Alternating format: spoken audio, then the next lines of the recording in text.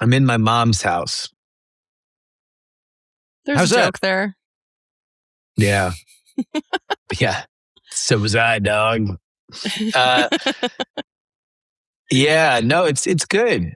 I've been all over the place. Like we flew from Atlanta to Orlando. We went to Disney with Bella, and then I got on a plane and went to Vegas, and then I was in Vegas, and now I'm back in Orlando. Then I'm going to go to South Florida, and then I'm going to finally, after 2 weeks and 4 cities, be back in Austin, which I'm very excited for. But it has to start like on a Monday, which stinks. Like, you really kind of want to start back at home on a weekend, but unfortunately that is not in the cards. Yeah. How did Bella do at Disneyland? Like, did she or Disney World, did she appreciate it, or is she too little She to loved know? it. Yeah. Oh no, she was really into the rides. Which when we came off the teacups, she just kept saying, ride, ride, ride, ride. She just wanted another ride. Did she meet any of the characters? Oh, did she? She met Mickey, was repulsed by Goofy, just disgusted by Goofy, just did not want anything to do with Goofy because it was like 3 characters. They tend to grow out of that in their 40s in my experience. That was mostly because, though, Goofy was next to Minnie. And she was like, why are you even touching me when Minnie Mouse is here? You know that there's a real celebrity, because she loves Minnie Mouse. So she went and she actually hugged Minnie. It was adorable. It was like actually very, very heartwarming, and it was great to go on. I mean, I have not been on all those kind of baby rides since I was like a child and They're was fun. going on them as a child. Yeah. Yeah, I still like them. Mr. Toad's Wild Ride is still a good time. That was probably too intense for Bella. That one's we didn't do that. No, we did. It's a Small World. We did Dumbo. We did the teacups. They have a Winnie the Pooh ride. And then we were in Epcot. So Mexico has a 3 Caballeros ride where Donald Duck goes missing throughout Mexico, and the other 2 Hispanic coded parrots have to go find him. I vaguely remember that, but I hit the tequila bar before I went on it, so I kind of blacked out the ride.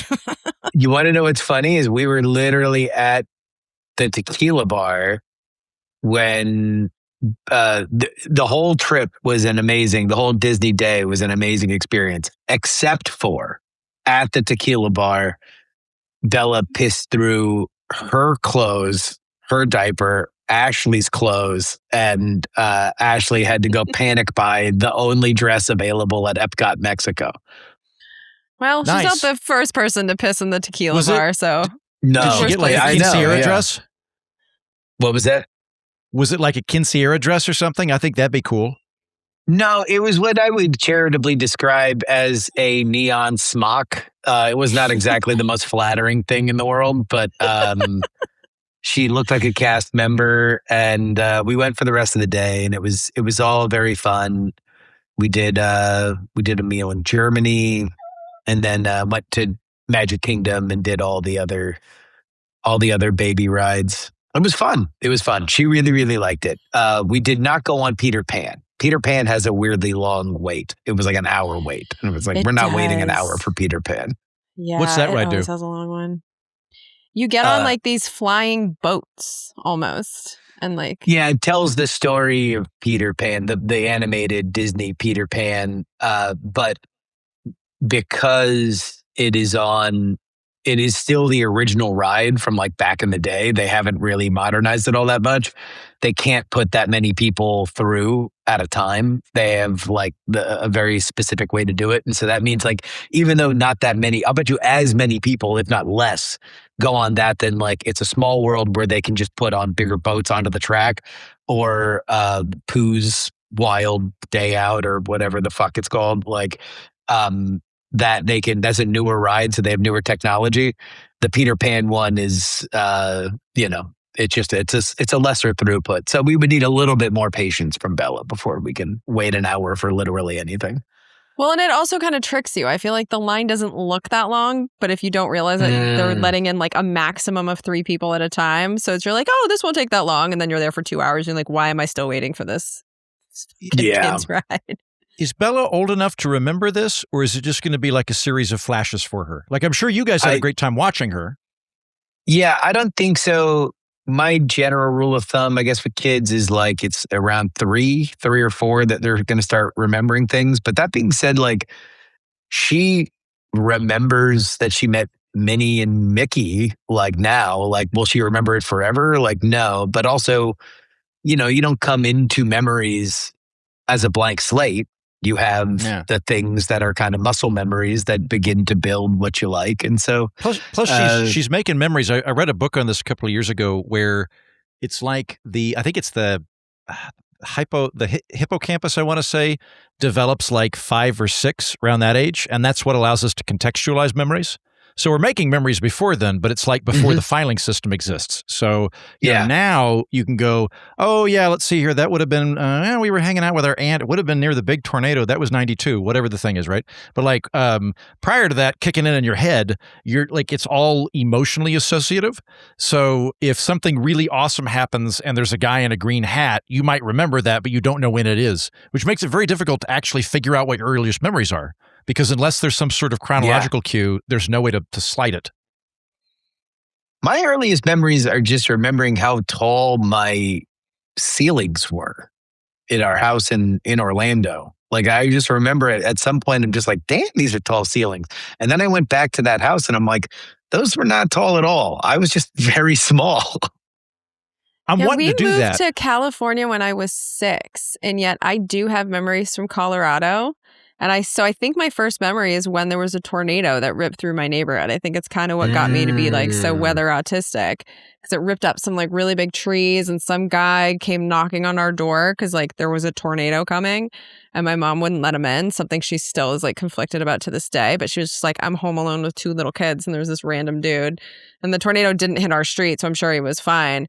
But I think it was like one of those trauma memories. Like I was probably too young to form something that wasn't like a crazy experience like that. But that was like, I was definitely 4, maybe. Like I was not all that old. So I do know that you can form them before 6 because I did.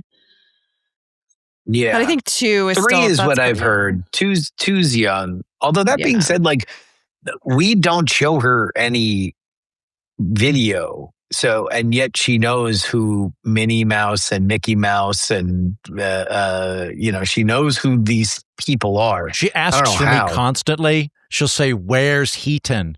Where's Heaton? Yeah. She mostly refers to your sketch comedy work on Reason. She's like, I saw a great thing about permitting reform. And she'll shake her little fist and go, zoning. Yeah. I went to Popeye's Village yesterday. Have you guys ever heard of it? No. Yeah. So back in 1980, there was a movie which like wasn't great, but it was a musical. It was Robin Williams' first movie. And they built the set out here in like the middle of nowhere on Malta. Yes. Oh, okay. Yes. No, I'm aware. I forget what executive it was, but he said that was the most cocaine he had ever seen on one movie set was Popeye.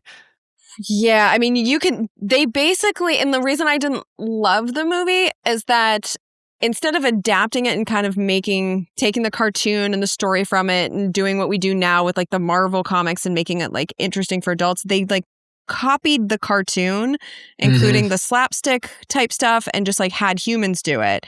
And so Robin Williams was obviously like perfect for this.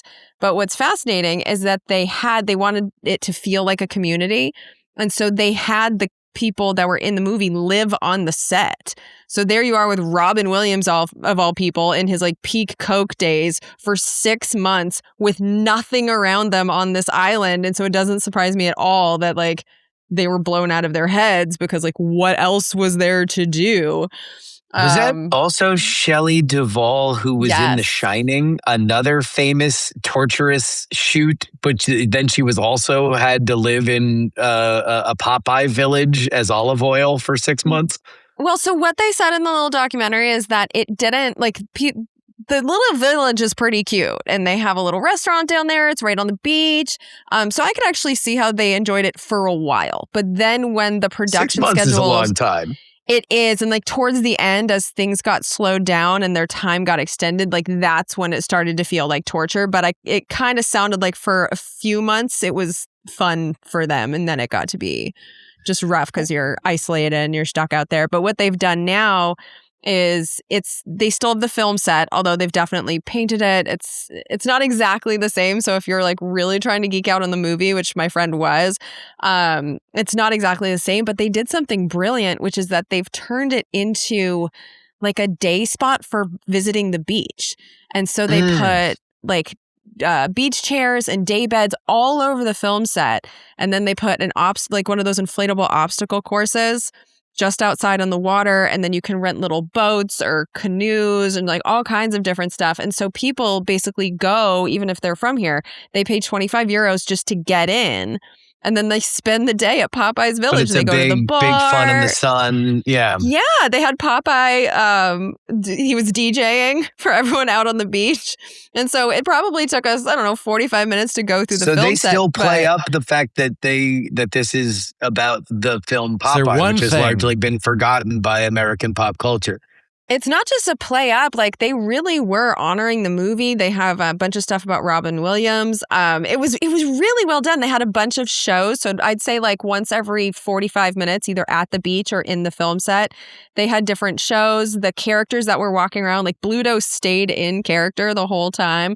It was shockingly well done because my friend is obsessed with Popeye. Like, I don't give a fuck about Popeye, but she flew across the world and I was like, sure, I'll go to Popeye with you. It'll be lame, but like, great. I had the best time. We had so much fun in the water and we stayed for, I think, 5 hours, which was not on my bingo card.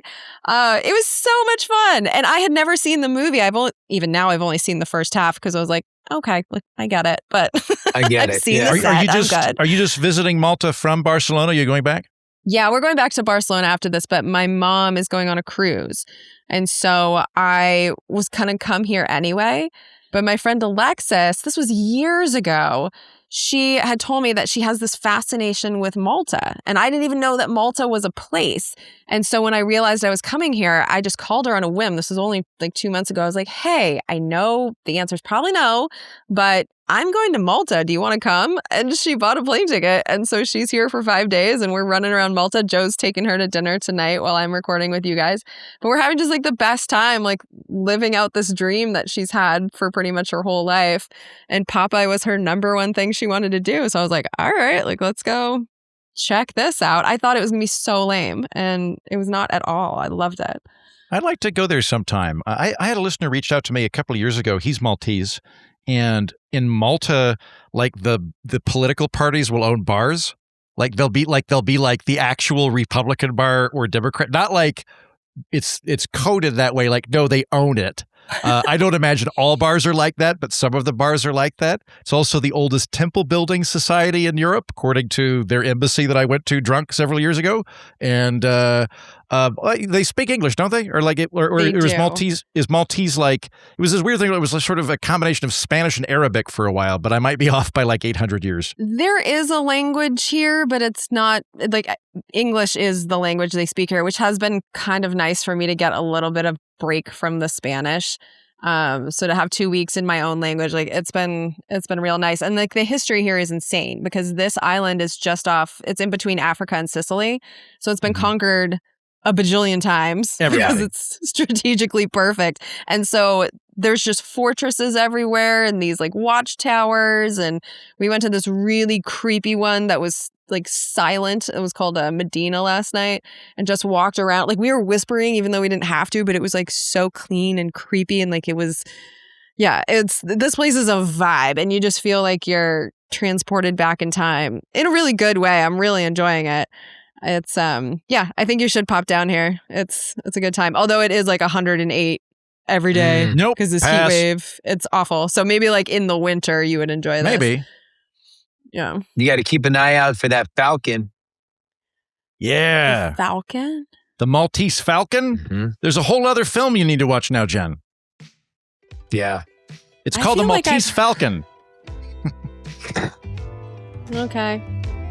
John doesn't get to joke again.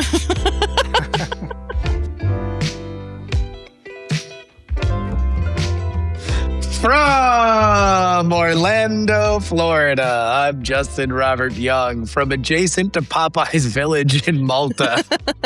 I'm Jen Briney. And from Edinburgh, Scotland. I'm Andrew Heaton. And we're not wrong on this edition of the program. We're going to be talking about whether or not Alberta will secede from Canada, and a topic that many of you have emailed us to discuss, flock cameras and whether or not LA should ban them.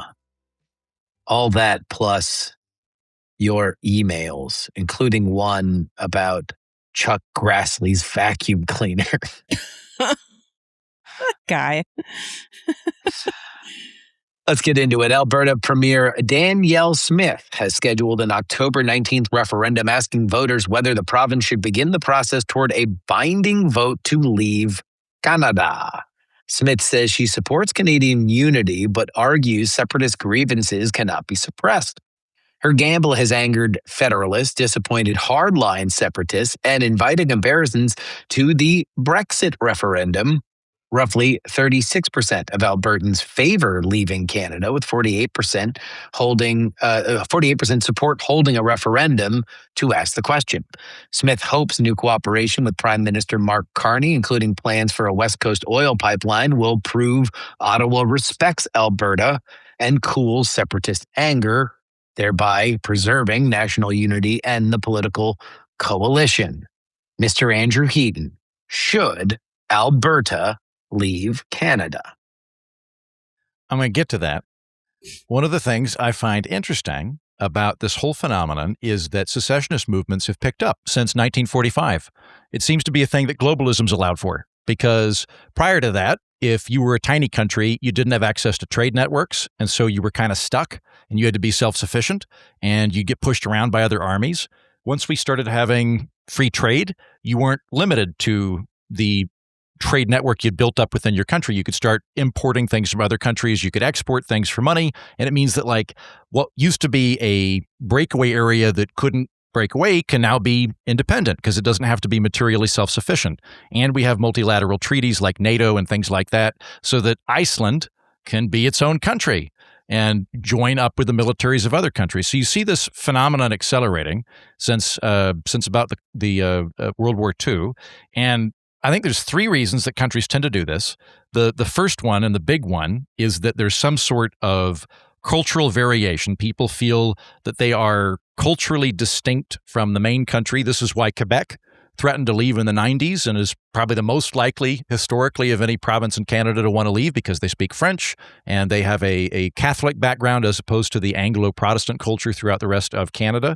That is to some extent what's going on in Catalan, where Jen has been staying here recently, but a lot of it's economic too. So sometimes breakaway areas will go, hey, we've got a bunch of oil or minerals or whatever, and the national government is getting all the money from it. We're not getting the money. So we want to fuck off and keep that oil, and you can go do your own thing. Or alternately, they'll go, hey, we're the ones that are funding everything. Like Catalan's a very good example of this. We're supporting all of the other provinces, and we're not getting anything out of it, so we want to leave. So there's this increased tendency to take off and or try to, in order to keep more of the wealth rather than having to share it in some sort of federation system. So I think Alberta's going through exactly that. I don't know enough about Canada to talk about the nuances and distinctions between Alberta versus Victoria or Newfoundland or anything like that.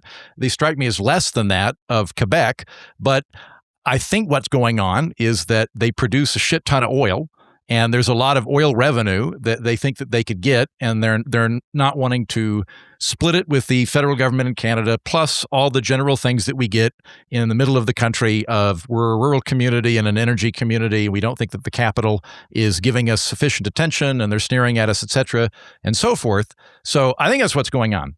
And this brings me to the answer to that question. Justin, I have no idea because I can't make that decision for Alberta. I think Alberta is the most qualified to make that decision. My gut tells me no, probably not a great idea. My guess would be that if Alberta were to leave Canada, there would be some things that they'd get out of it, and they'd have a free hand to do some things. But there's probably a number of infrastructure issues, both in terms of physical infrastructure, but more specifically in terms of just the various government operations that they have out of the federal government, which would be a huge pain in the ass.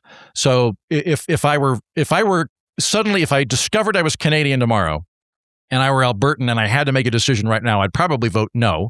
But I think the people that are most qualified to vote on it are Alberta, and they might have good reasons for it. And I totally support their ability to vote on whether or not they stay in Canada or not. I think that that's a good exercise in self-determination. If they want to leave, they should be able to do it. If they want to stay, they should. And I feel the same way about Puerto Rico and Texas and pretty much any other polity you can think of. Jen? So, I have a unique perspective on this right now because I've been spending time with some people for whom Brexit has like screwed up their lives. So there are some British people that are hanging out in my volleyball group in Spain, and one girl hasn't been able to work for 3 months because of Brexit. Like, she got a job in Spain, but now has to get a visa just like I do as an American, where before she could have just worked there. I also meet, tourists all the time that are bitching about it because the Brits love to travel to Europe, and it's just a lot of hurdles went up. They feel like they have less opportunity with colleges and jobs and just all of these different things. So there's consequences to creating your own little country. And when it came to England, like, they were their own country. So it would be easier for the UK than for Alberta, because at least with the UK, they were their own country. They were just like kind of breaking up with other countries, like the union with Europe. This would be Alberta facing it on their own. And I think a lot of times when you have these separatist ideas, you don't know how much the overall government provides to your state, or in this case, province. And I don't know enough about Canada, and I don't care enough to study it to like really know what those would be, but they always exist. And I think you would hope that the people that are pushing for this would think that through. But as we were seeing with Brexit, a lot of it really wasn't thought through. It was really like kind of this gut, like, we don't want to have immigration. And then they didn't realize that like they lose some rights the other way around. So that's kind of like where my head is on it. And so when I look at Alberta, I think one of the reasons that, and Andrew nailed it, I think one of the reasons why people in Alberta would want to leave is because Alberta is the Canadian home of massive amounts of fossil fuels. I don't know the exact number, but it was in like the 70, 80 amount percentage of their fossil fuel wealth is in the Alberta area. So if you just very surface look at it and you're like, well, if we were our own country, then all of this wealth would be ours to do with what we wish. Maybe that's true in 2026. But as I sit here in Europe in a heat wave that just will not friggin' end, and having like everyone around me is talking about how maybe, we're going to look back 10 years on this summer and be like, ooh, that actually wasn't as bad as we thought, because it continuously gets worse all the time. Like, people are very conscious of climate change out here because we're feeling it and it's miserable. I think that if you're making a big bet like that on fossil fuels, and then the rest of the world decides that they don't want your product, or we do get some kind of global carbon tax, which is still something that's being discussed, and just to make that product no longer all that desirable, they could really fuck themselves over with this. Because as far as I understand it, fossil fuels is like the thing they have. You need other industries than the one. And so what being a part of Canada gives them is the diversity of all of the things that are manufactured in Canada, not just the fossil fuels. So I think it's a dangerous bet to make.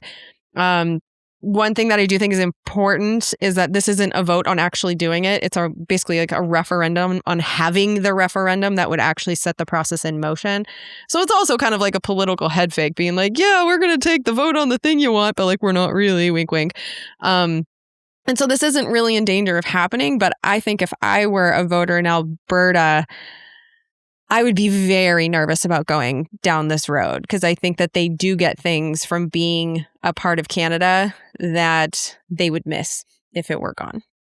I do think it'd be really fun for maps. Like, I am 90% confident Alberta is landlocked.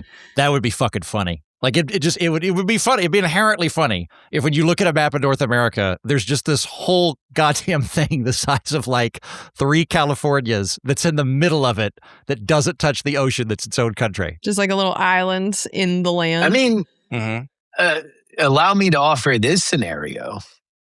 that, sure, Alberta's breaking up with Canada, but it doesn't mean that they have to stay single for long. There is a Oh, current God. administration that has been very horny for a 51st state. And while Canada would never happen, Alberta loves oil, country music, rodeos. Like, this They're is kind of not they're the Texas culture of Canada. mismatch. Yeah, this is not a culture mismatch with the especially the parts of the United States that they actually touch. Maybe I will say, like, based on all of the conversations I've had with Canadians ever, being Canadian and not American is a very, very strong sense part of their identity. So I don't know that it would be super likely, although in terms of just, raw pragmatism that might. There's kind of a corollary that they've had previously. So Newfoundland out on the, I think that's on the eastern half of the Labrador Peninsula where Quebec is, Newfoundland was an independent dominion for a very long time. Like it only joined Canada in the 50s, I believe. I mean, there are people alive in Newfoundland that were not born in the domain of the Dominion of Canada, and they thought about staying independent. They decided. I think they ended up having like a recession or something, and they were just like, we can't handle this. We've got to have support from a national government, and they were debating whether or not to join Canada, which made the most sense. But they thought about going to America because Newfoundland's actually closer to New York City than it is to Ottawa. And most of their trade was with the United States, and there was very good feelings. It's right at the end of World War II. So America and Canada are good buddies. But the Canadians clearly won out in that. And then also there was some debate when Americans debated it. They were like, "Why? Like we already have Alaska. We don't need any more lobster." I would have taken Newfoundland for the accent alone. The Newfies have maybe one of the best accents in the English language. It sounds like if Scottish people were pirates. It is a ridiculous accent. Do they call themselves the Newfies, or is that a Justinism? I No. think that's really? Newfies. Newfies is the term of art for a resident of a colloquial term of art for a resident of Newfoundland. Jen, I do think you're onto something with the whole people don't consider all the things that they're getting out of the current arrangement. Like my position as always would be that there are no solutions, there are only trade-offs. So it might be advantageous to you to leave a country, but there's going to be consequences to it. When I'm here in Scotland, this is a topic of conversation that comes up pretty regularly. And Scotland is a net tax recipient from the UK. It's not horribly different than a lot of the poorer states in America, so it's not like it's ridiculous or anything. But were they to leave, they'd quit getting that money from Westminster. And when I talk to people about this, they go, "Well, it'd be fine because we'd take the North Sea oil. We'd have the oil then, and it could fund everything. We'd be like Norway." And I'm like, "Okay, do you think that you should be drilling for oil?" "No, because climate change is bad. We shouldn't have oil." And I'm like, "Then what? I don't understand what your plan is. Like you're thinking oil is bad, but you're going to fund your state with oil." But like I'm looking at the math, and I'm like, I don't. The whole social structure that the Scots enjoy having, they would not be able to afford without a massive tax hike if they were to leave the UK. And it's worth considering. There's probably a number of things they get in Canada. Well, and building up whole new systems doesn't happen overnight, especially if you want to do it well and efficiently and have people who are experienced in it. Like you'd probably have to take people from Canada into Alberta that have the experience of running something like the healthcare system. There's a lot that you don't appreciate government that functions because that you don't have to think about it, And so I think that's why a lot of people don't think about the things that are operating well until they don't. And in Canada, I think there's got to be some of those instances where they're just not appreciating what the main government does. Probably, but to give fair credit to the Albertan separatists that listen to our program, it would be easier for them than for a U.S. state. The Canadian government is more decentralized than ours is. They have more government done at the provincial level. Like healthcare, for example, I actually think they'd be fine on. Now, they may not have there might be specialists or something people would need to go to, but that's already an issue they deal with, and they can come to America anyway. But Canadian healthcare, as I understand it, is done at the provincial level. What the federal government does in Canada is they handle First Nations healthcare and they negotiate drug prices. So there is a role for it. But in terms of the actual taxation and administration of their healthcare system, they're already doing it provincially. So they'd probably be okay there. But I don't disagree with you on the other things. I imagine all sorts of intricacies to the Canadian system that I don't know about that would disappear. That's interesting. I didn't know that. So thank you for that correction. But even in what you just said, like think about the negotiation of drug prices. You can have a better negotiating position with the more people you're negotiating for. So if it's Alberta negotiating instead of all of Canada, they might not get as good of a deal as Canada was able to get for them because there was a larger population being negotiated for. So even just like strength of position in the world, in corporate negotiations, with Trump when he tries to take them over, like there is some power to having all the land and all of the people that they would be losing. Jen, where do you stand on Catalonian independence? Isn't that a hot button issue in Barcelona? Aren't they all wanting to break away? It's funny how little we hear about it, to be honest. Like the issue is the language, because in my volleyball group, like some people want to speak Spanish, some want to speak Catalan. And so it's like they've kind of gone back and forth if it's okay to talk in Catalan in the chat. That's literally all I've heard. So from outside of Barcelona, I've heard it's a big deal. But from living there and hanging out with the locals for the past, it's only been 5 weeks, but like, I don't know. They seem to be chill at the moment. I'm probably wrong about that, though, because I'm obviously hanging out with English speakers and like, what the fuck do I know? So I think that stuff also kind of goes and comes in waves. Like Quebec, as I understand it, is fine right now. But like there was a period where they were thinking, they had a referendum in the 90s. Mm-hmm. And Scotland's fine right now, but they had a referendum 5 years ago, right? So they might do it again. I don't know where Barcelona is on that.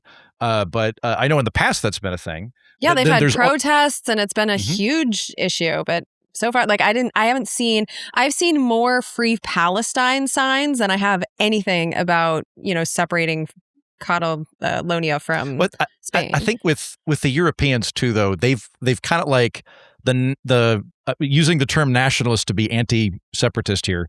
The nationalists kind of have a trump card with everybody because you can't join the European Union if anybody vetoes you. And if you break away from an existent country, you don't get grandfathered status into it. So if Barcelona were to leave, if Catalan were to leave, they're out of the European Union. And Spain would absolutely say, fuck you. Yeah. You don't get to join the European Union.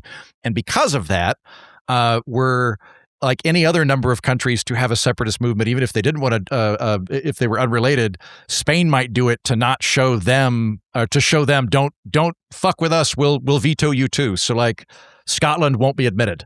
Like if Scotland leaves the United Kingdom, which they want to do, they would like, if you were to poll the average Scot right now, most of them would much rather be in the European Union than in the United Kingdom because they would prefer to have a tiny role in a much larger government as opposed to where they are the third largest party of the UK right now. But they would prefer that.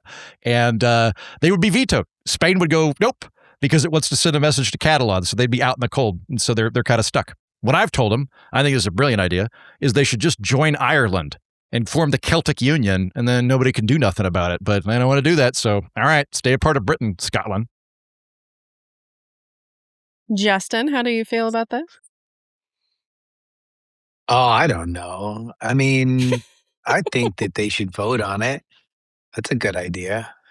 I do think that like there is a general trend that is happening that goes beyond government, but is seen in the idea of the worth of a bureaucrat. Or the worth of a government bond, and that is that people feel that power is moving away from them, and so they tend to want to make moves that, even if it's not from like a big government, small government, provincial government versus federalist government kind of idea. I don't think it's that prescriptive, but it is like almost like an act of rage, like an act of defiance that I don't believe what I'm being sold as a benefit is as beneficial to me as the people far away who are in my head living better than me say that it is. And this is just kind of the story that's told so we stay in line. And now obviously like that role gets cast in different ways, right? It can either be the federal government or the European Union or the Jews in the center of the earth, like whatever you want to make the superstructure that is supposed to keep us in line. But I think it's undeniable that the longer I've been alive, that feeling is there, that like I know what I have in front of me. I don't know that what you're giving me is great. And I think that was a contraction that happened sometime in the late 90s. If I were to kind of pinpoint it, I would say it was like the WTO protests in Seattle, where the idea of like, oh, free trade's amazing, free trade's so great, everything is so much better with free trade. And then you kind of saw this organized pushback against it. And I don't think that we've ever really been back on the same footing since. I think that we have become more suspicious of larger organizations, and the ones that were built in the 90s, like the European Union. You see people push back more and say like, well, wait a minute, was this a good idea? The whole concept Spain and Italy aren't recognizing each other's immigrants now, right? Or aren't they shutting down the Schengen agreement between them? It's crazy. The whole point of view with the European Union was we get to be a United States competitor. If by our powers combined, we will compete with the United States on an equal level, and that didn't happen. I mean, those promises fell by the wayside, regardless of whether or not the European Union is a good idea. And so I do think that there's something in the air. I don't know where we are in the timeline, if we're closer to the end where people are going to be like, wait a minute, great big organizations are good. We should pool our resources and look what we can do. Or if we still need to beat up on the bureaucrats and the fat cats a little bit more. I suspect that we still need to beat up on the bureaucrats and the fat cats a little bit more. At least that's what I think the human desire is. That is not my opinion. I think you're probably right about that. I wonder if that's something that we can actually fix, though. Like obviously I like free trade and stuff like that, but I'm just thinking the more complex systems get, the more alienated people at the ground floor are going to be from them. Like if you've got a really complex technological chain going on, you're not going to be doing the intermediate programming on it, you know? If you've got a very large state apparatus, and just by virtue of population, we're going to have that, you're going to have some sort of intermediate thing in it. Like there's this sort of unavoidable trap the larger we get, where everybody's vote is worth less, and there's no way around that. Either we have more representatives, which I would prefer. I'd rather have like 30,000 person member districts so I could actually know my member of Congress. But if we do that, everybody's member of Congress is now one out of like 2,000 people. So their vote is diluted, and they're going to have less impact. And then if you flip it around and we have 700,000 person districts or 40 million person states, your individual impact with any legislator representing you is so minimal that there's just not a lot you could do. I guess you could become independent, but then we would get into all the stuff we talked about earlier. One thing I do that I think would take off a little bit of the heat in the United States is I think we should make it easier for new states to form within the United States. I don't mean taking over Greenland. I mean, we should make it a little bit easier where if people in Eastern Oregon want to join Idaho or something like that, the amount of hurdles that you have to jump through to make that happen is basically prohibitive at this point. But I think it would make sense. All of the states are larger than they used to be in terms of population, and it would probably make it easier for people to make localized decisions if they had smaller states that they could be a part of. Like California, I think could easily be 3 states, and I think it might be happier for people in it. I don't know. Yeah, maybe. Patreon.com/We're Not Wrong is where you can support the show, and also it was sponsoring the instant reactions of the eclipse that just went through Europe while we were recording. We took a break to do it. Andy Heats, your immediate eclipse reactions. It was amazing. Scotland went from overcast with not a lot of light to slightly more overcast with not a lot of light. It's really deeply unimpressive. The best part of it was that I made friends with some hippies because somebody gave me the special "Don't Go Blind" goggles. But it was a pleasant excuse to go into a park, but I felt no compulsion to sacrifice a virgin or join a new religion or anything like that. It wasn't, I think, guys, by virtue of going to Brian Brushwood's total eclipse back in a couple of years ago, I think I'm spoiled now for solar eclipse if it's a mere 90% occlusion. Yeah, that's fair. I just saw on my Barcelona chat, because Barcelona gets pretty close to 100. I don't know the exact percentage, but it's people are traveling there for it. They're selling the eclipse glasses for €100. None of my friends can find them.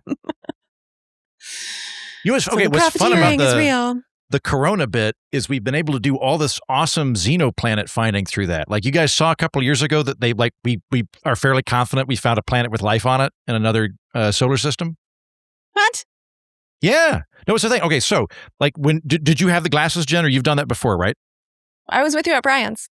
Right. Okay. So when you're looking at it and the moon goes directly in front of the sun and you can see that kind of crazy aura coming out of it, that corona there gets blocked by other planets between us and them when we're looking at stars. So we can zoom in on other stars. And if they have a planet, we can't see the planet. We just see a blip really quick. But when we look at it, the planet blocks the actual sun and all it leaves is the corona. And right on the edge of that planet, it's filtered through that planet's atmosphere.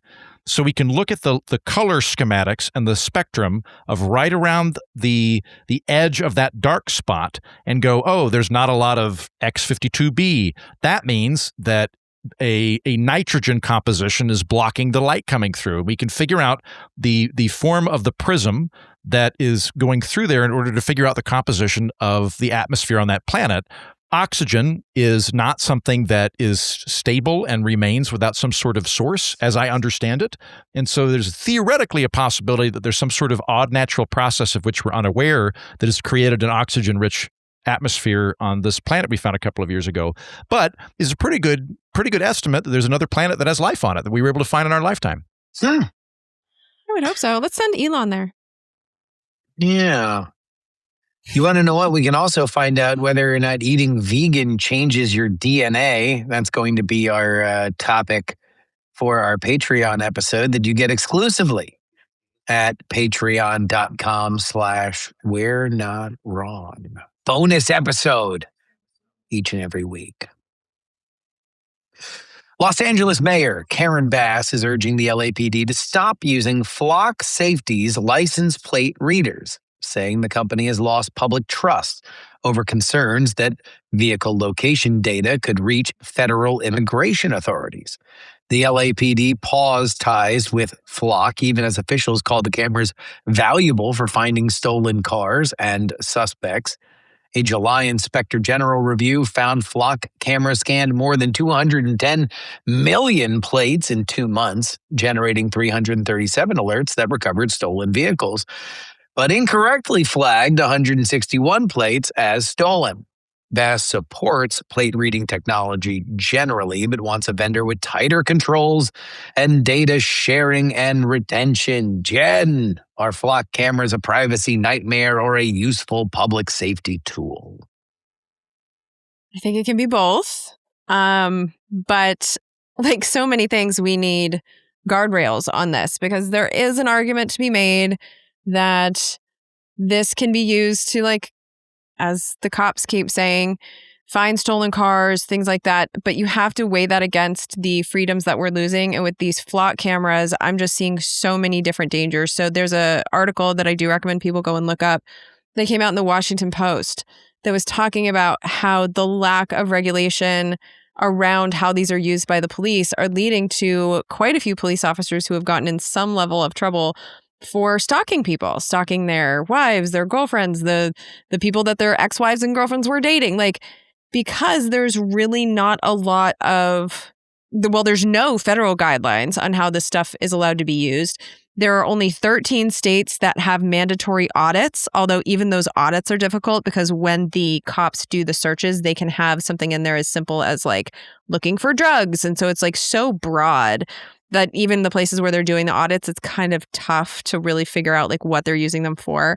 And only 8 states have criminalized misuse by cops, which means that in 42 of our states, there's no punishments for misusing these tools. And like, I just kind of look at the technology itself. Like, one of the things that disturbed me is apparently there are hot lists, is what they're calling them, that notify officers when a target car is captured on camera.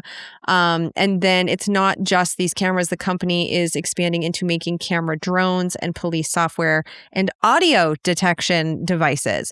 So I believe strongly in the Fourth Amendment, even though I know since the W. Bush years, it's been torn to fucking shreds. This just feels like a continuation of that trend. And so I will not feel comfortable having these installed. And like, flock cameras are getting the brunt of the media about this, but this isn't the only company. They just seem to be the most successful into getting out into our cities right now. There's other companies that do this. So the issue is surveillance cameras. And until we have a requirement that the searches only be permitted by officers who have obtained a warrant by a judge, then this seems to be violating our Fourth Amendment rights. And then I also think a good idea here would be to require officers to label every search with a criminal case number, just to make sure that when they're going through this, they're not going on a fishing expedition, but they're actually looking for something involved with a case. Because right now they're able to just label what they're doing investigation, and that's enough. So, we've had all these debates over the years over like FISA amendments and secret warrants. And this just seems like the next step in the slippery slope that we've been warned about for so long, because this is bad. I mean, it just feels like we're being surveilled all the time. And if they're able to just search through where we are and why, they can, the suspicion and the warrants, it's all being skipped. So I'm disturbed by this, and that's all I have to say about that. Keaton? I'm 60-40 on this one. 60% no, 40% sure. I'm not terribly bothered about it either way, to be honest with you. It feels very abstract to me. I agree with the proposal that it could be both. It could be both helpful and it could be Orwellian at the same time. And so I suspect that that's what's going on. It probably is a very useful tool for finding stolen cars and things of that nature. But I can also see how it would be abused. Jen pointed out the direct abuse that is coming from people that have been documented stalking their exes. I think there's also just kind of an element of being over-surveilled that changes the nature of it. So I had on Naomi Brockwell about 6 months ago on my program talking about privacy law. And then I subsequently had a cop who listens to my show and maybe this one as well come on to kind of give me feedback from his perspective. So I heard a couple of them. And I looked at case law over the course of researching all of this, and I found it very interesting. There's a lot of judicial thinking in terms of what constitutes a violation of your Fourth Amendment rights. And I think generally they get it right, but they oftentimes lag behind whatever the new technology is. And I think the current flock cameras kind of fall under the category of, let me get my references to Supreme Court positions out here. I believe in 2017, Carpenter v. United States, they amended what they'd previously done at Katz versus United States. So one of the things that the court oftentimes does is it goes, this particular place that you're being surveilled, you have a reasonable expectation of privacy. This other place, you don't have a reasonable expectation of privacy. So back in the day, a very famous court case was Kylo versus the United States. A guy was growing marijuana in his house. Blinds are closed. Nobody can see it. The cops suspect he has marijuana in his house because it's snowing, and he's the only house in the neighborhood that doesn't have any snow on top, indicating glow lamps. So they've got kind of a reason to do it, and they end up using thermal imaging to look into his house and go, yes, indeed, there are glow lamps. That's probable cause. We're going to get a warrant and go in there. And the Supreme Court ended up saying, people have a reasonable expectation of privacy in their own home. We don't know where technology is going to be 20, 30, 40 years from now. So for that reason, you can't just get some sort of secret x-ray machine to look into somebody's house, even though we're not at this point in time seeing naked bodies or anything. We're just seeing a bunch of lights. All that being said, Americans have a reasonable expectation of privacy in their own home. Then later, you have an instance where a dude is stalking a lady. He's calling her on her phone, giving her death threats and things. The cops can't wiretap the guy without probable cause. That would require, they have to have a warrant to do all of that. But what they end up doing is they go to the phone company and they go, we don't want to know what's in the phone. That's protected. We can't do that without a warrant. We don't want that. All we want to know is if this guy is calling this particular number. Is he calling the number? And if so, for how long? And by doing so, they were able to look at it and go, yeah, her story is correct. This dude that we suspect is calling and stalking this woman. The Supreme Court sided with the police on that one. And their reasoning was, you do not have a reasonable expectation of zero privacy violations when you're engaging in some sort of public act. So if I write a letter and I put it in a mailbox and somebody looks at who I'm sending it to in the intermediate stages of the Postal Service, that's not violating any expectation of privacy I had because I knew somebody was going to have to look at it. And there are sort of things like that, right? So in 2017, Carpenter v. United States, the courts went, okay, it's one thing to have a label on an envelope or you give your name to the coat check guy and somebody asks for that. It's another thing where the government is looking at the coat check, the envelope on the label, every number that you have. Like when it becomes all encompassing and expansive, it goes from a reasonable expectation or an unreasonable expectation of privacy in general to you are being stalked by the government.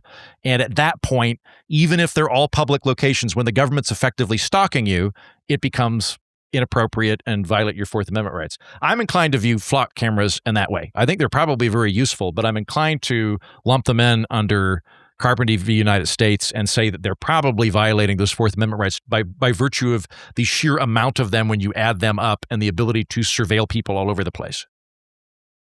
I think it's interesting because I don't think that any of the opinions that you guys had are unfounded, and obviously it struck a nerve with people to the point where it's become kind of social coup. But it also weirdly, to go back to the conversation we were having about the governmental responsibility to the people and whether or not the people are appreciative of it enough, the idea of a flock camera, if we are just to focus on why it's there and for the moment cauterize the idea of can it be abused, is there for what people would, at least by public polling, suggest is the number one thing they want government to do. That is to keep them safe and keep crime down, and to prosecute crime successfully that happens, and to not incentivize more of it by creating a lack of consequences. Now, that doesn't mean that we haven't had a lot of conversations about over-policing or over criminalization of things or prison populations and stuff like that. But I don't know what to make of an argument that immediately goes to the idea of like, well, this is being abused, because all power is abused at all times, at all levels. You hope that you can maintain trust between the ruled and the rulers, that the power is being meted out effectively. But the concept of abuse is, to me, something that happens all the time. I mean, these cops that looked up their ex-girlfriends or ex-wives or, and stalked them, they are not the first asshole cops to abuse their power of a law enforcement officer for ill-gotten gains. That's the kind of stuff that happens on a fair clip, which is not to say that it's good. I think that's bad, for the record.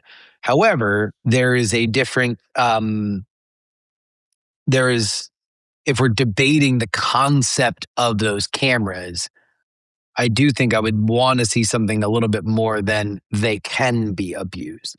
That they are being abused at a higher level than a cop abuses their gun or public registry or the ability to pull over whoever they want. Like I would like to understand more of that before we materially weigh it against the known law enforcement benefits of not only being able to track down stolen cars, but also what you hear a lot about the defenses of these cameras is the immediacy. That if something happens 2 blocks away, this is before you assign a case number, for example, you just know where this car went. You have more of a trail of what happened when you go begin investigating it because they are already there. And so, yeah, I don't know. I mean, I can understand why people like the concept of like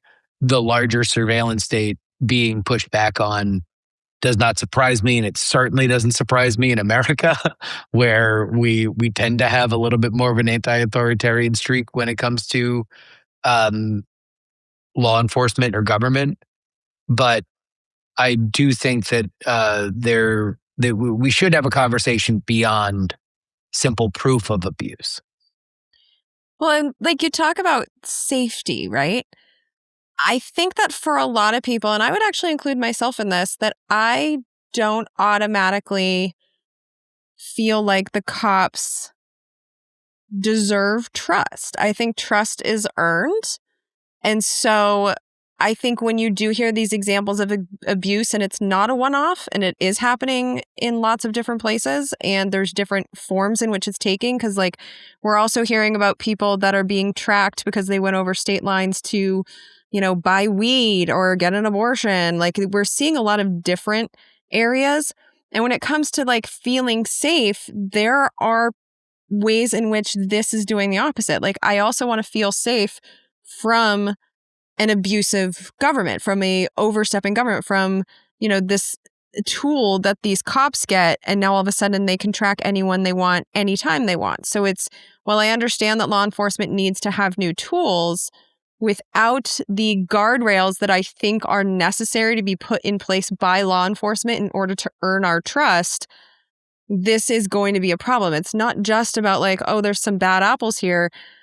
I don't want them to have this powerful of a tool without the rules. Like they have to follow rules too. And I think in the United States and in other countries, this isn't just the United States, but I think we've had in the last decade a lot of spotlights placed on the fact that there's a lot of us that are afraid of the cops. There's a lot of us that feel like when the cops are around, we feel less safe, not more safe. And so to build that trust, that's why I would like to see some kind of system put in place where warrants are required. And like maybe you can have exceptions where if you need the immediacy that Justin talked about, and then they can prove after the fact what they were doing, you know, give them a week to prove what they were doing and justify it to some board. Like, I don't fucking know. But the lack of any kind of accountability mechanism, making sure that this incredibly powerful tool is used properly and not in a way that feels aggressive against us citizens,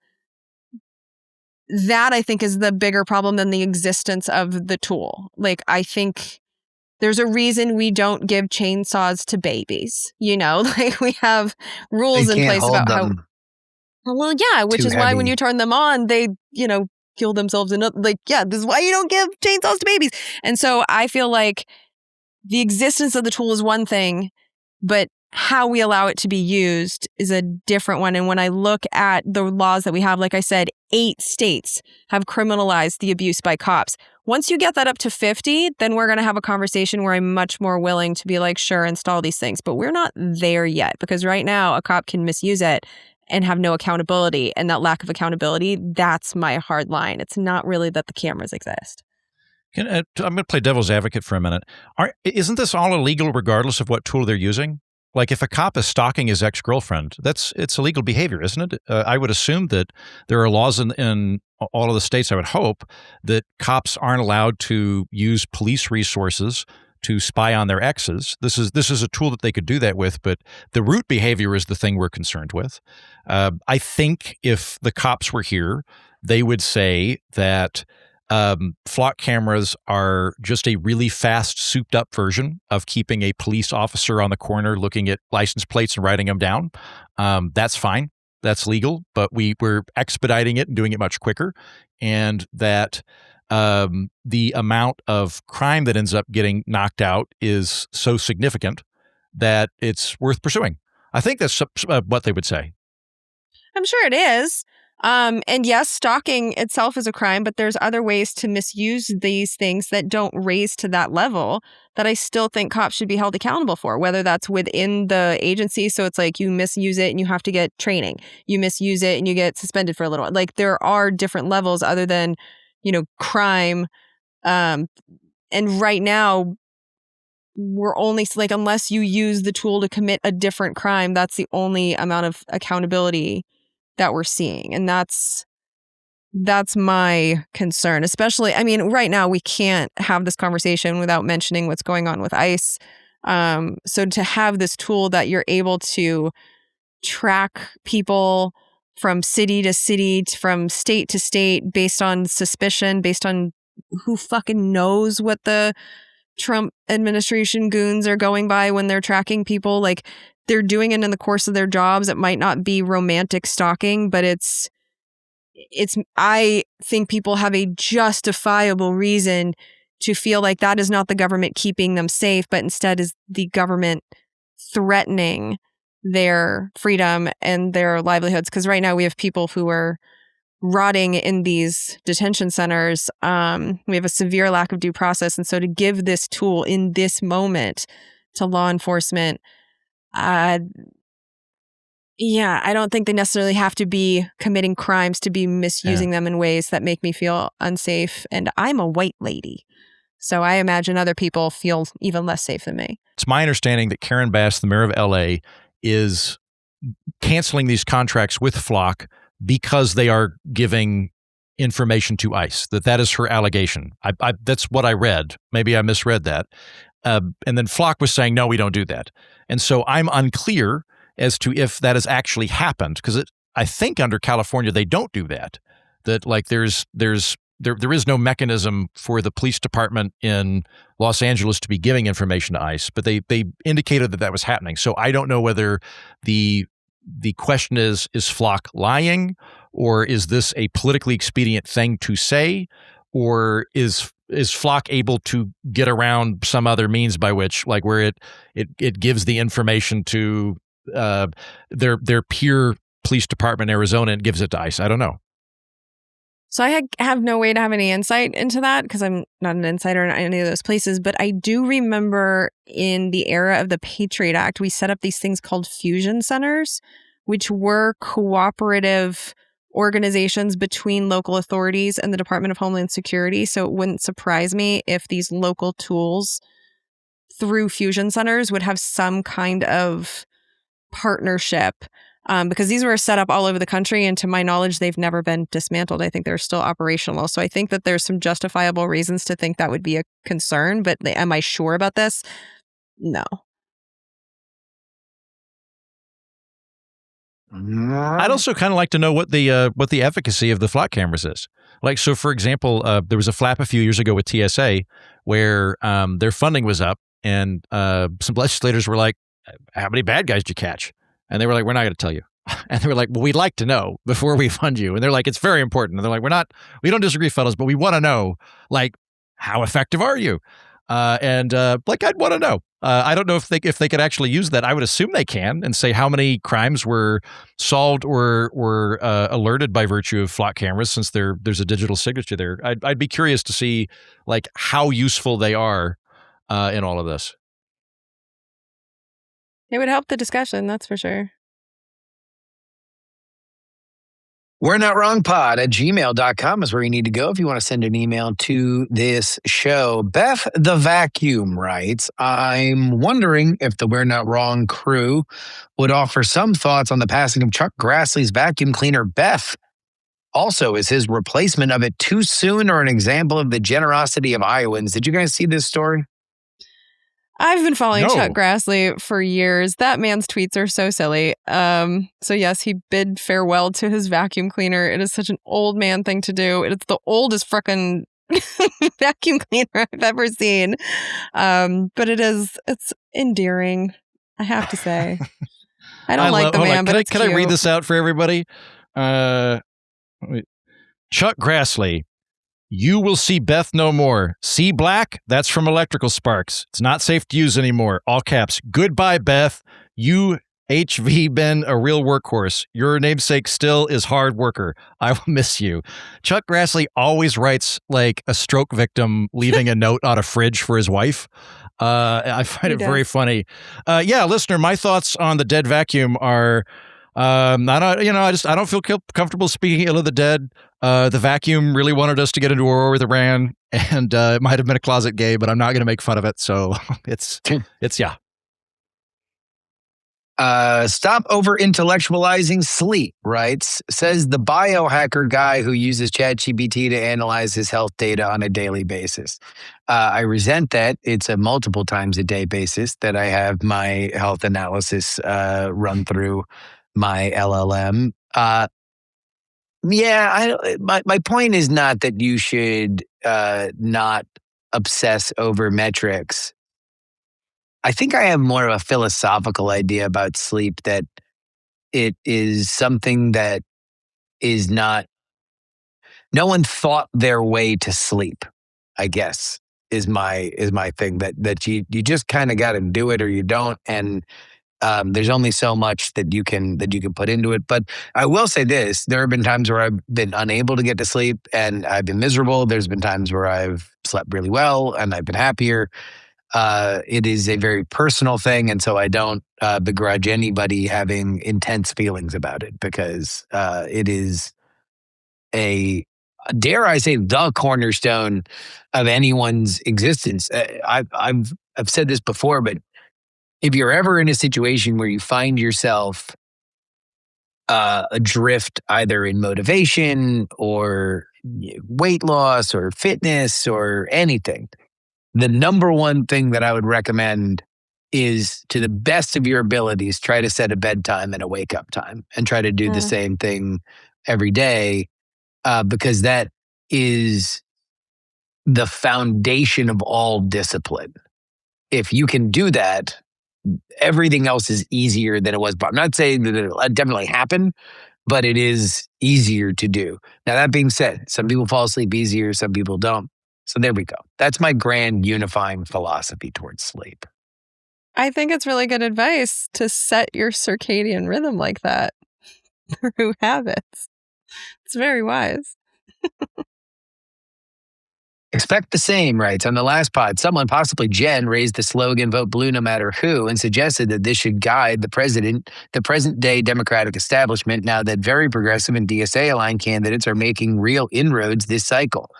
Establishment Democrats definitely were pushing that line back in 20 and 24. And if they got buy-in from their leftist coalition partners, I think it's totally fair that they be hoisted on their own particular petard. But did they?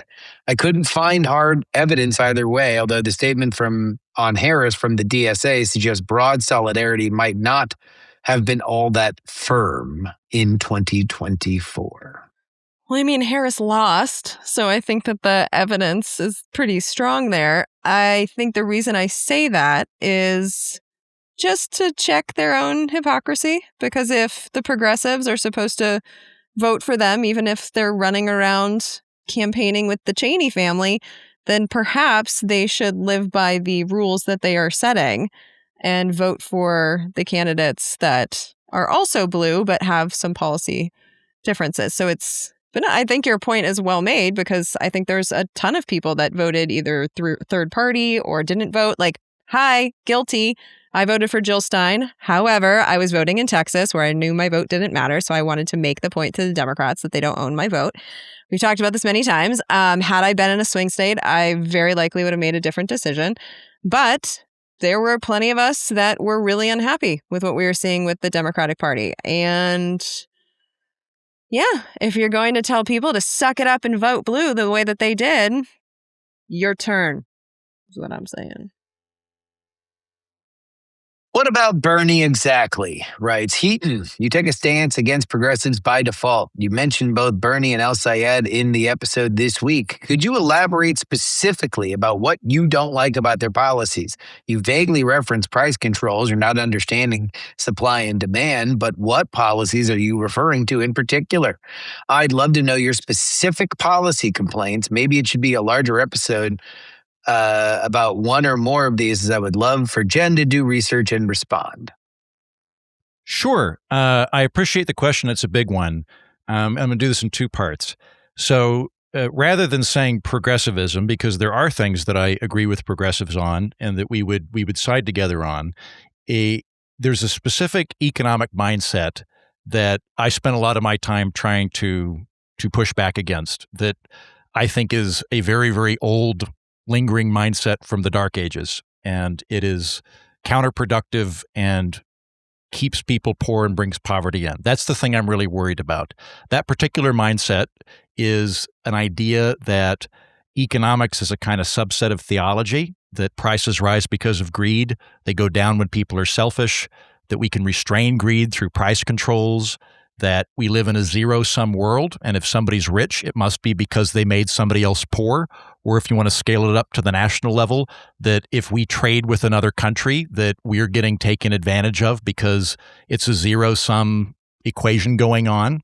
An idea that profits are inherently suspect and that excessive profits are inherently immoral, and that commerce and merchants are bad. Now, I see this is the thing that I'm worried about, and I don't know that anybody that you just mentioned would agree with any of that categorically.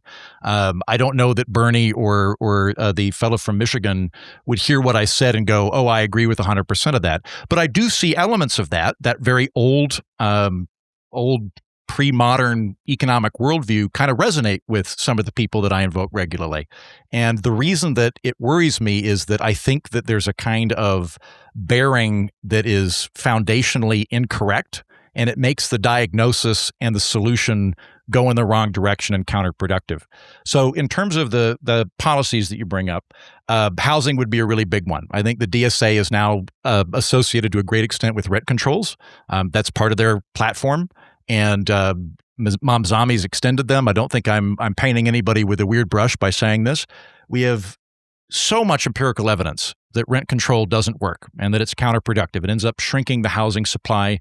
There's more consensus on this issue among economists than there is among climate scientists on climate change. It's something that we figured out. And so when I hear people say things like landlords are greedy and we need to have rent controls, it makes me worry and go, oh no, you've misdiagnosed the problem and people are going to suffer because of this misdiagnosis. The intentions are good, but the application of it's going to get everybody in trouble. It's going to make the whole situation worse. Another example, just picking them randomly, Bernie Sanders is in favor of a 35% corporate tax. The problem that I have with that is that we've got very good empirical data that when you raise corporate taxes, corporations don't take it on the chin. They don't take that tax and go, hey guys, we're not going to do dividends this year. They increase prices on people buying stuff, or they cut salaries for employees. Only a fraction of the actual tax gets borne by stockholders. And so it's really just a way of passing on a sales tax to everybody. So when I see somebody wanting to do that, and at 35% on top of that, it would make us relatively uncompetitive, and you'd have businesses leave the country or start in other countries. Like I see that and go, oh, you're identifying corporations as the bad guy and you're trying to restrain them, but it is not a salutary understanding of the situation. What you're trying to do is not going to result from the program that you're doing. A lot of the issues that I have with this particular mindset tend to kind of focus on this idea that prices are a optional thing that we can dictate, that we can have price controls affect the underlying supply and demand, which I don't think you can do. And so it's kind of a fundamental misunderstanding of how things are going to work. So that's basically it. If you have things that involve price controls or viewing sort of greed as opposed to supply and demand being the relative causes of something bad, and the solution is we're going to dictate price or we're going to try to stop people from being self-interested, I don't think that those are good engines to drive an economy. I think they're going to go in the wrong direction. So that's kind of what I'm worked up about. That's going to change from person to person. I'll give some credit to Elizabeth Warren for a minute. Elizabeth Warren understands supply-side housing issues when it comes to housing bills. She did a bill here recently, Jen can probably elaborate on it, where rather than saying it was evil, greedy landlords, Elizabeth Warren said that we want to use the bill to have the federal government create 3 million units of housing. I don't remember the exact mechanism she was doing, but that's, I think, a much more intelligent pro-government way of trying to deal with housing than trying to cap the prices. And then she wanted to put in some exclusionary zoning stuff in there too. There were some other issues that I didn't like, but like in that instance, like yay, Elizabeth Warren. I think she had a firm grasp of the situation, or at least firmer than Mamdani and Bernie Sanders. And if the three of them were going to make a housing policy decision, I would rather her do it because I think that they would make it worse.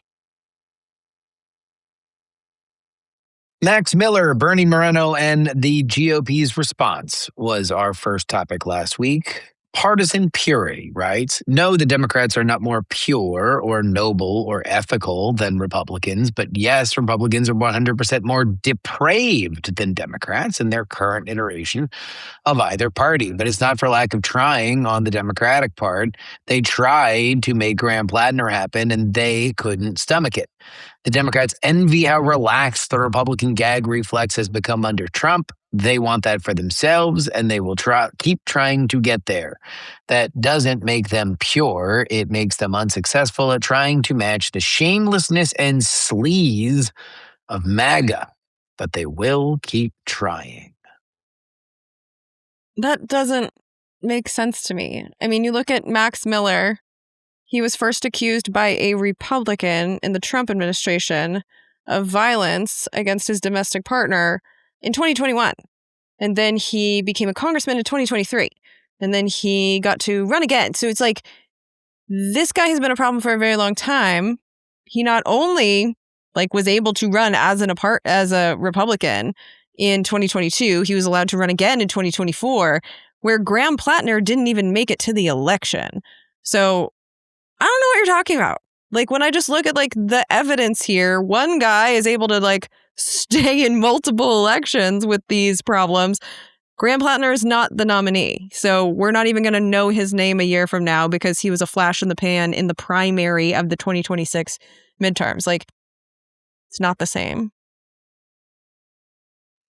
No way, DSA writes, Jen, I'm a Democrat, and I am who they're supposed to be marketing to. Apparently, you haven't gotten any of this DSA marketing. You clearly are not familiar with these candidates. You don't even know their names. They are very extreme. It's such a Mott and Bailey to say that they just want to expand Medicare. No, they don't. This is not a right-wing smear campaign. Listen to what they actually say. It's not Medicare for all and defund Israel. It's also abolish prisons, money, and private property. Yeah, I'm not on the marketing for any of these candidates, but I also don't think that they are more dangerous than the people who are presently locking up people in these detention centers where we don't have access to them. Seriously, Democrats, focus more on what the Republicans are doing right now instead of calling the words of scary DSA people dangerous. This is so fucking tired. Abolish prisons. Woo, scary slogan, but we have prisons where our members of Congress can't get into them to make sure the conditions are okay, where people are secretly filming themselves and putting out internet posts to let them know that they've been stuck in there for months and they're eating gruel. This is happening in America right now, and it's not DSA that's doing it. It's the Republicans. So it's stop freaking out about the words of the people. DSA, they have no power. Why are you focused more on them than on the people that have all the power in our government right now? Get your priorities in check. was about to say, I can dislike both. I want Trump and his cronies out, but I don't want the DSA in. I think you can agree with them and you can say that they're right, but it is a very radical position. I went through their website earlier today. They by their own words, they wish to end capitalism, take the largest corporations in America and make them part of the government, and redesign the economy from the ground up. It's a radical group. They're not. That's the bit I agree with this listener on. Well, I agree with the listener on everything there, but when they are presented as moderates plus Medicare for all, they're openly wanting to disassemble capitalism, bring in a socialist republic, and seize the means of production. It's radical. So I don't want them or Trump. I'd like your position is well met that there are active things going on that are bad, but I don't think that they'd be a great alternative. There are other better alternatives. Yeah, Justin is an awful person, right? Jesus, that fucking transition from Justin being a complete shit to Jen yet again, and then sliding into a Patreon read about buying friends. Justin is the Max Miller of this podcast. Fact check true. I'm a terrible person. It's everybody. I'm not here. I'll put it this way. I'm in charge of everything I say, and if the words I say are taken in a bad way by either anybody on the panel or by anybody listening, then that is on me to correct. It is not on anybody else to change their habits. My job is to serve and to be a good teammate, and I wasn't a great teammate. And I don't blame anybody for having a bad thought about me. That's everybody's job in their own head. So if I'm the Max Miller of the show, then I guess I'm like Max Miller. I'm not going anywhere. But I don't blame you if you're mad at me. Max Miller is okay. I know that this was sent in my defense, and there were others who sent in similar emails, and I do appreciate it. Justin and I have spoken off the air about comments that I felt that were dismissive, and I also had to admit to Justin that I was essentially doing to him what I was accusing him of doing, because I said that Justin was defending the Republicans, and that really wasn't his intention. I do know that what he's trying to do is explain the political realities of things. I was struggling with my words to, there's some things that we have as producers of this show. So it's I feel like there's two jobs that we have. One is explanation, one is analysis. And I think we were having two different conversations and we got pissed at each other. That doesn't make him Max Miller. Max Miller threw hot water on his wife. Max Miller has threatened, physically harmed possibly a toddler. Justin would never do these things.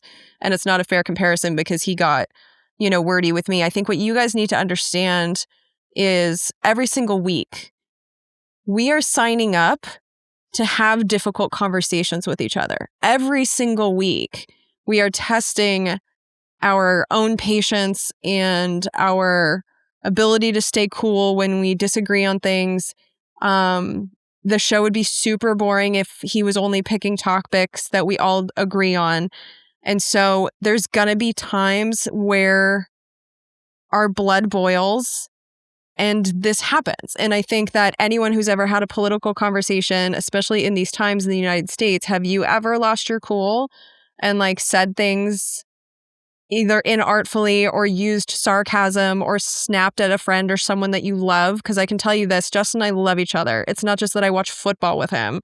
And what you guys hear are our most difficult conversations. You're not there when we're, hanging out with Bella. There's a lot about our friendship that you don't see. You see the purposefully difficult conversations. And so both of us are not proud of our behavior last week. But, I think I should tell you what happened. We started this show late today because Justin wanted to have a conversation and work it out before we got on the air. This is why he's a good producer. This is why he's a good friend. He doesn't shy away from these moments and pretend they don't happen. So there's a lot of repair that happens for us that like you guys don't see. Yeah, he's nothing like Max Miller. So it's like, as much as I appreciate you guys defending me, and I know that's your intention here, we're going to have moments where we're not at our best when we're having these conversations. But what I'm still proud of to this day and on this day is that I think we are showing you how you can have these bad moments and come back from them and still be friends with people you disagree with, because we disagree on every single episode and we still come back for more. So.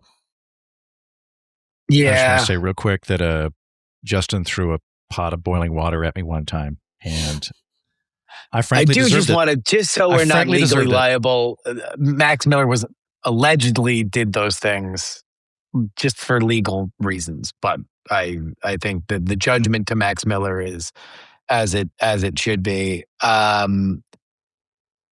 Yeah, I don't know.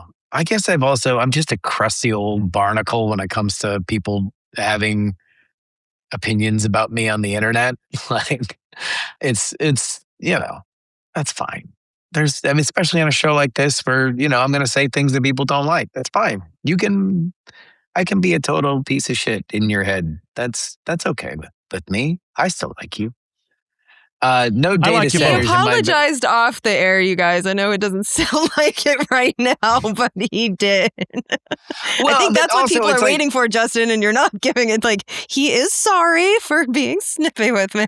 No, look, I said that there are things where I want to do two things on this show in this order. I don't want to be a bad teammate, number one, because everything comes from the machine. The machine is the three of us reacting to each other. If that starts to fall apart, then the entire show falls apart. And so there is stuff behind the scenes for many versions of this triad that I do try to do either post or preventative maintenance to maintain the relationship. So be a good teammate, number one. Number two, the only thing that comes behind being a good teammate is make an interesting show. And so in that vein, I hope that we all understand that we are good enough teammates that we can stir the pot. Now that doesn't mean that I'm always going to be great at stirring the pot. It doesn't mean that what I say is going to be heard in the way that I intend it. That's what I hope the good teammate stuff is for.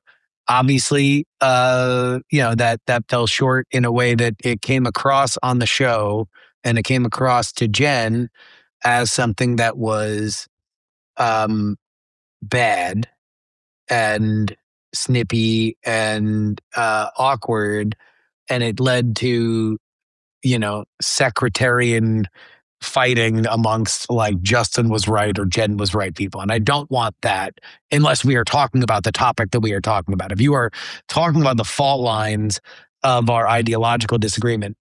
But that being said, I do genuinely have little emotional connection to whether or not somebody thinks that I'm the worst person on the planet. And it's not something that I'm necessarily proud of or I think is healthy or good. It's just you can't, at a certain point, you put out so many free podcasts on the internet where people are going to have opinions of you, and you've gone through so many election cycles where people who have been very nice to you via email call you all sorts of fucking names, where you can't really take it personally at a certain point. There's just the product that we put out there. So know that, and this was the conversation that we had before the show. Good teammate, number one, interesting show, number two.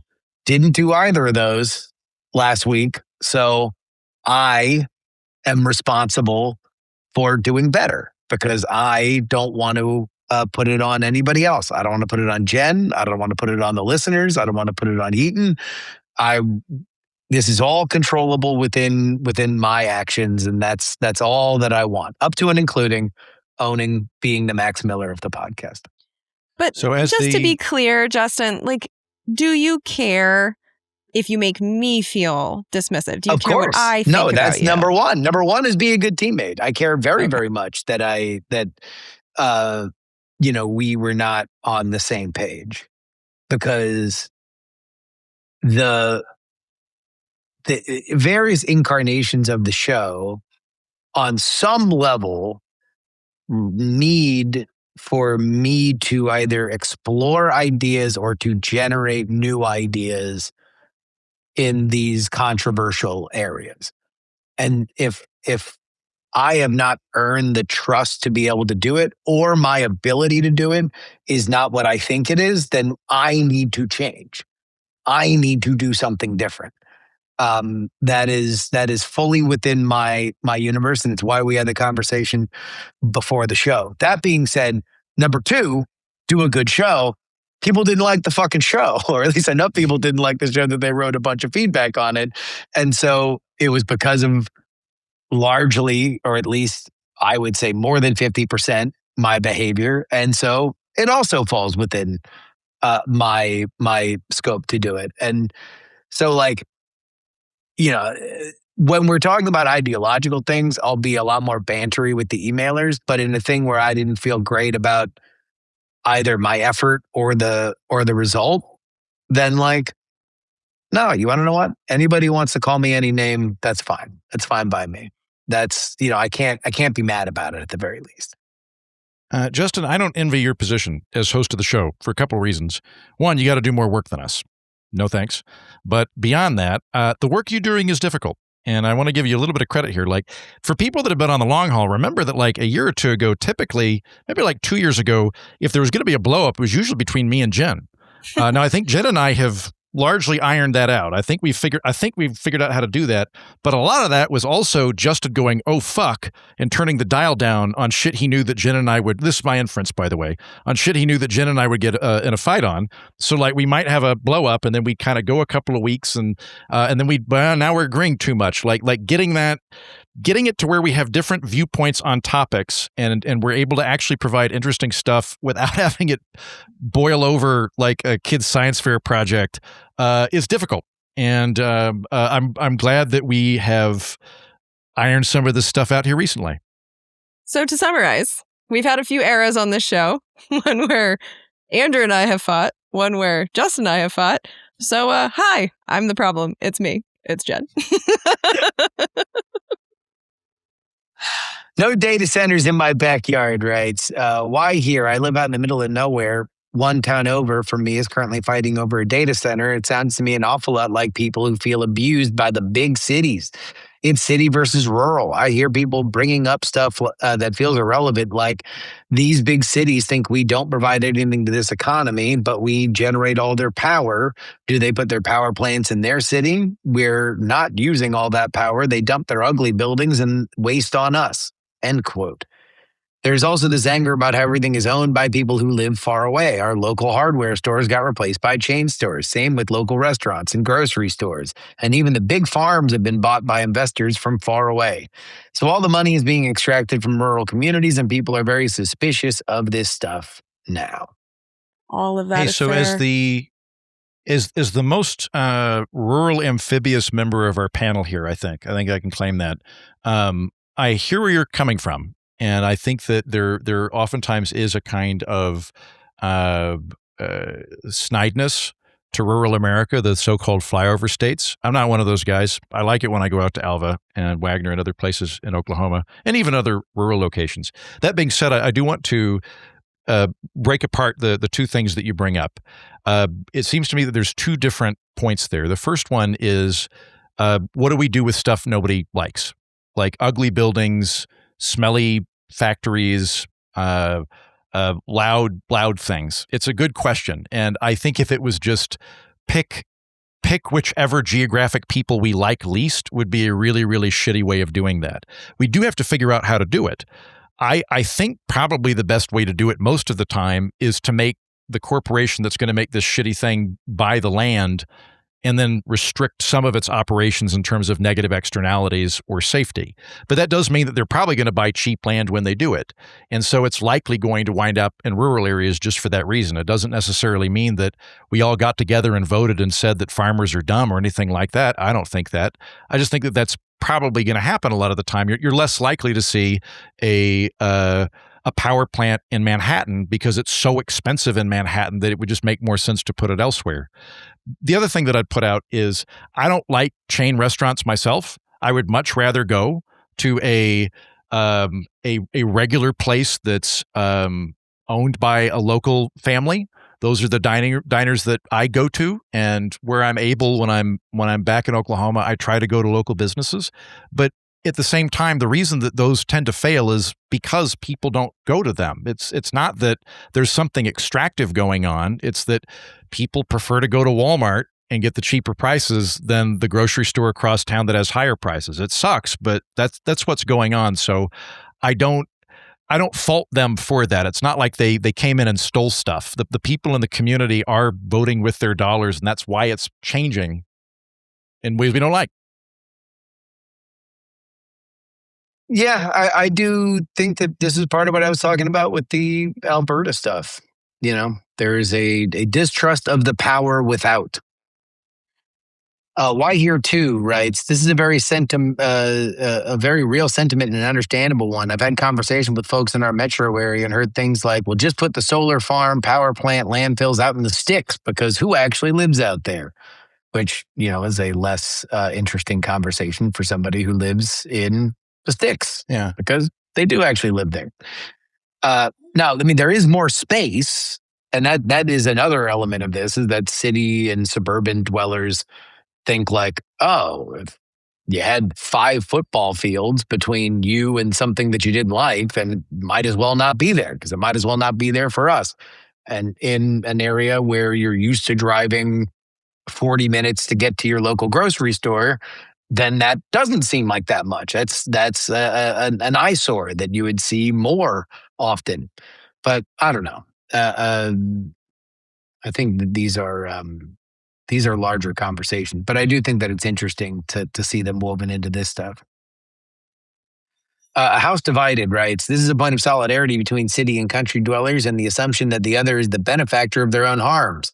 Power production, not obviously agriculture production, is in both areas, and the city dwellers are annoyed with the rural conservatives with their bragging about a map filled with red and the reflexive land doesn't vote people do, while the rural people are annoyed by city snobbery and blame them for proximity to the global elite, ignoring that the employed class in cities are just as exploited as the country folks. Rural and urban should be in solidarity, but aren't, and both are exploited at our own detriment. I agree with that. And finally, what is an NDA anyway? Brings us on home. I live near a city that's recently had a company looking to build a data center. Most of the kerfuffles seem to stem from the NDA and lack of information. Folks have heard the horror stories and the pushback around these constructions, so they have concerns. But when they go to city officials with questions and get a, quote, we can't answer any of this, it doesn't matter if that's standard practice. It feels shady as heck. I don't think that they're entirely wrong to push back. It seems to me that a lot of the trouble with these centers boils down to local offices signing bad contracts that don't protect residents' best interest. I'd certainly want to know what they're agreeing to on my behalf. It sure sounds shady. I agree. I don't actually know what the thing is. Like I have no idea what this looks like from the inside, whether the NDAs are standard or why they're there. I would like to know why they're there because there might be a compelling reason for it. But I don't disagree with you at all that it looks shady from the outside and would greater transparency and so on and so forth being a disinfectant. And that'll be it for us today. We're Not Wrong is a production of Dog and Pony Show Audio. Our editor is Will Saddleberg. On PX3 this week, I'm joined by Andrew Heaton. We went through, in an alternate universe, a theme park that was built in Virginia. It would have been the third Disney theme park in America along with Disneyland and Disney World and all of the various sub parks within it, there was to be Disney America in Virginia. What was it? Why it didn't happen, and a alternate universe trip where Heaton and I are pitching a roller coaster to Walt Disney with robot legs, all available for you on the latest PX3 episode, and my thoughts on Francesca Hong losing, Darlene Graham possibly being in trouble in the runoff in South Carolina, and all the other primary election results that happened. Mr. Andrew Heaton, what's popping on the Orf? Real quick, it's a fun chat with Justin on PX3. It actually is really funny. I enjoyed the shit out of that. My only regret is that I did it dead clean sober on a Friday. What the fuck was I doing? I should have had a beer. But it'll feel like you're having a beer if you listen to Justin's show. It was a fun conversation. On my show this week, I decided to bring on a classicist friend to talk about the Odyssey. I had two things that I mainly wanted to talk about with her, which were, is the film actually hitting the notes of the epic? Like, what was the epic about? Is it doing it? And then kind of a broader conversation about when you translate things like that to film, what do you have to worry about? What can you fiddle with? What can't you? So, like, for example, one of the things that I learned that blew my mind, everybody was really freaking out that Helen of Troy was black, right? This was a big thing. You know how in the Odyssey, the sirens are these beautiful women that lure men to their death? That's new. That wasn't Homer. Homer just had, there's female voices promising you knowledge about why shit went wrong.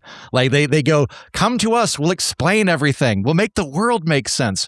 The whole, sexualized thing, brand new. But I bet you the people that were freaking out about the Black Helen bit would have assumed that the sirens were hot girls. But that's a thing that we added later. So we get into that as a fun chat about the Odyssey and what all is actually in it. Odyssey this, Odyssey that. You ought to see the latest episode of Congressional Dish with Jen Briney. What is that? I don't remember. I'm on vacation, bitch. I know what I just recorded, and we're not done with it yet, but what is coming out soon is an episode about the National Weather Service, because I saw a very interesting hearing.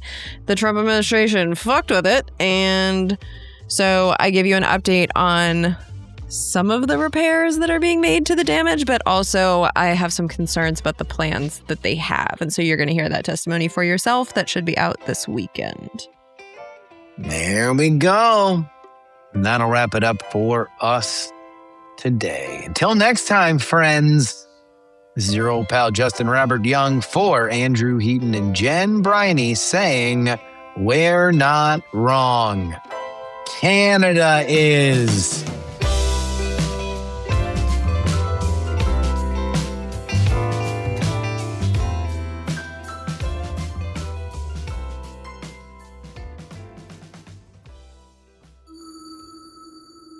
Dog and Pony Show audio.